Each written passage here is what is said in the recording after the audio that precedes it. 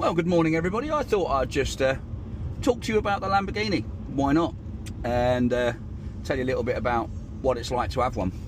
Well, let's put it like this, right? As an everyday car, the Lamborghini is actually fantastic. Because I say everyday car because, you know, you've always got some people that will buy a car like this and then what they'll do is they'll just use it on a Sunday or they'll take it out for a run every now and again. Well, no. Everyday car, because it's a car that you'll want to use every day. You won't want to use anything else. Once you've got a Lamborghini, your Ferrari, your M6, whatever it is you got will stay in the garage. It will just stay there. You're not going to use it, right? End of. You won't want to be in one of those when you've got this just sitting there. So everyday car, 100%. Now, what else can I tell you? Speed, very, very quick. I mean, incredibly quick. Quicker than anything you've ever driven or ridden in your life. I mean, these things are amazing. Speed-wise, shockingly fast. So you've got your three selectors. Of course, you've got Strada, you've got Sport, and then you've got Corsa. The difference is, as I've said before, Strada is like kind of the most comfortable mode. And when I say comfortable, I mean in terms of, you know, it's for normal everyday driving. Sport is just stupid, absolutely stupid. And the Corsa, which is basically manual, is just leave your brains at home mode. It's just insane, ridiculous.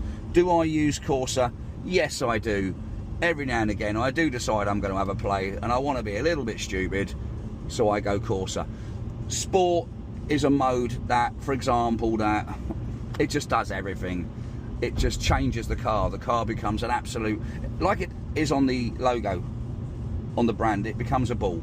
It just wants to go, and that's it. So what else can I tell you? Comfort wise, yes, it looks lovely and comfortable in here, but is it comfortable? The answer to that one is, sadly, not really. It's not really built for comfort. I'm about 5'10", I think, something like that. I'm not a huge guy, and yeah, I find it quite compact. If you're bigger, if you're sort of in your 6 foot plus, if you're a bigger build, I think you could struggle a bit with one of these. They're not very ideal in that respect. So, you know, there's pluses, there's against. Insurance obviously is extremely high because it's a supercar. Other things like the petrol, people ask me all the time, is it expensive on petrol? The answer to that one is most definitely yes, it is. But you don't buy the car if you don't want to pay the insurance and you don't want to pay the petrol.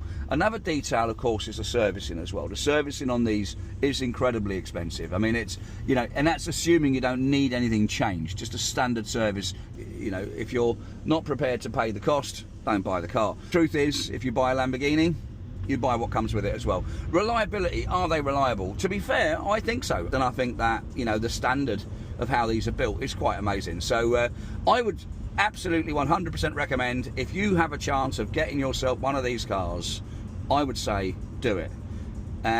They get a lot of attention as well. If you're not the jealous type and you don't want people, you know, like kind of like hanging around your car, you know, touching it, getting photos with it, then, you know, then maybe don't get one of these, because that comes with the parcel of having one. And the good side about that, of course, is that if ever you're involved in a motor accident, there will be lots of witnesses, because lots of people will have been watching you drive down the road. So there is that as well. So anyway, FK or go home, stagmanworld.com, you know that.